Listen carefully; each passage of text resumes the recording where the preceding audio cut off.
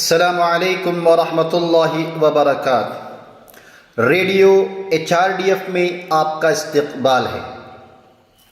1872 سے ہندوستان میں مردم شماری بغیر کسی رکاوٹ کے جاری ہے۔ 2021 کی مردم شماری ملک کی 16ویں مردم شماری ہے اور آزادی کے بعد سے 8ویں مردم شماری ہے۔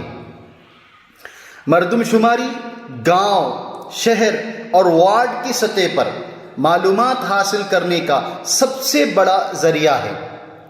یہ مختلف معیارات بشمول رہائش کے معیارات، سہولیات اور اثاثے، ڈیموگرافکس، مذہب، شیڈول کاسٹ اور شیڈول قبائل، زبان، خواندگی، تعلیم، معاشی سرگرمی، ہجرت اور زرخیزی پر درست معلومات حاصل ہوتی ہیں۔ ہندوستان کی مردم شماری ملک کی پوری آبادی پر محیط ہے، لیکن پاپولیشن رجسٹر یعنی قومی آبادی رجسٹر میں آسام کی آبادی کو شامل نہیں کیا جاتا ہے۔ یہ بھی ایک تضاد ہے۔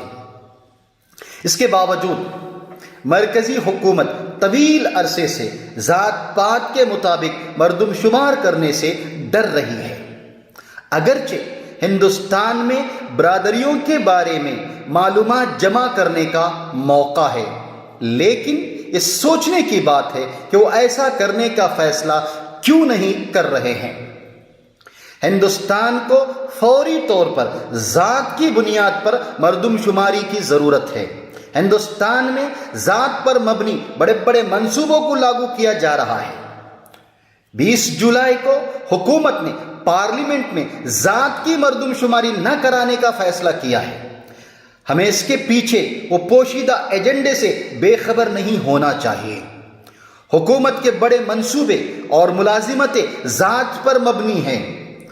1951 سے دلتوں اور آدیواسیوں کے بارے میں صرف ذات کی معلومات اکٹھی کی گئی ہے تاکہ تعلیم اور سرکاری نوکریوں پر توجہ مرکوز کرنے والے مؤثر ایکشن پروگراموں کا حصہ بنایا جا سکے، لیکن ہندوستانیوں کا ایک چوتھا ہی بھی ذات کا ڈیٹا اکٹھا نہیں کیا گیا ہے۔ 1960 کی دہائی میں ہندوستانی سیاست بڑی حد تک اعلیٰ ذات کے زیر کنٹرول تھی۔ جب کچھ لوگوں نے رد عمل ظاہر کرنا شروع کیا تو پسماندہ ذاتوں سے کچھ اقدامات ممکن ہوئی۔ 1979 میں ہندوستان کی پہلی کانگریس حکومت نے بہار کے سابق وزیر اعلیٰ BP منڈل کی سربراہی میں ایک کمیشن مقرر کیا تاکہ سماجی اور تعلیمی لحاظ سے پسماندہ افراد کا جائزہ کیا جا سکے، جیسا کہ کمیشن نے طے کیا ہے۔ 1931 کی آخری ذات کی مردم شماری کے اعداد و شمار کا استعمال کرتے ہوئے کمیشن نے سماجی نظام میں اونچی ذاتوں اور دلتوں کے درمیان دیگر پسماندہ ذاتوں کی ایک بڑی تعداد کو لا کر مثبت کارروائی کے خاطر خواہ توسیع کی سفارش کی۔ یہ ہندوستانی آبادی کا 52% تھا۔ 1990 میں ہندوستان کی دوسری کانگریس کی حکومت نے ایک رپورٹ منظور کی جس میں دیگر پسماندہ طبقات کا ایک نیا طبقہ شامل تھا۔ 3 دہائیوں سے زائد عرصے بعد دلت اور آدیواسی تحفظات کے ساتھ آج OBC ریزرویشن بھی ایک تصدیق شدہ اقدام ہے۔ پچھلے کچھ سالوں میں مختلف ذاتوں کی طرف سے ریزرویشن کا مطالبہ کرتے ہوئے زبردست تحریکیں چل رہی ہیں۔ اس میں مہاراشٹر کے مراٹھوں، گجرات کے پائیداروں، راجستھان کے کجروں، آندھرا پردیش کے کاپو اور ہریانہ کے جاٹوں سے ریزرویشن کا مطالبہ کیا ہے۔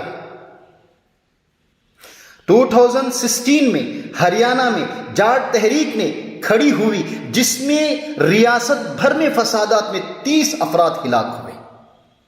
اگرچہ ہندوستانی قوم کے مستقبل کے منصوبوں کے لیے اہم معلومات جمع کرنے کے لیے ذات کی مردم شماری ضروری ہے، لیکن ذات کی مردم شماری سے پیچھے ہٹنے سے کئی شکوک و شبہات کو جنم دیا ہے۔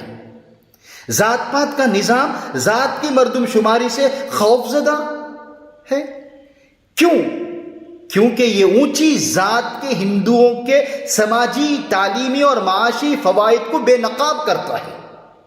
2015 میں اکنامک ٹائمز نے رپورٹ پیش کی کہ سماجی و معاشی اور ذات پات کی مردم شماری سے پتہ چلتا ہے کہ ہندوستانی آبادی کا ایک بہت چھوٹا طبقہ اعلیٰ ذات کا ہے، لیکن حقیقت یہ ہے کہ اقتدار اور روزگار کے دائرے میں اعلیٰ طبقے نے دوسرے طبقات کے حقوق حاصل کر لیے ہیں، وہ سب پر قابض ہو کر بیٹھا ہوا ہے۔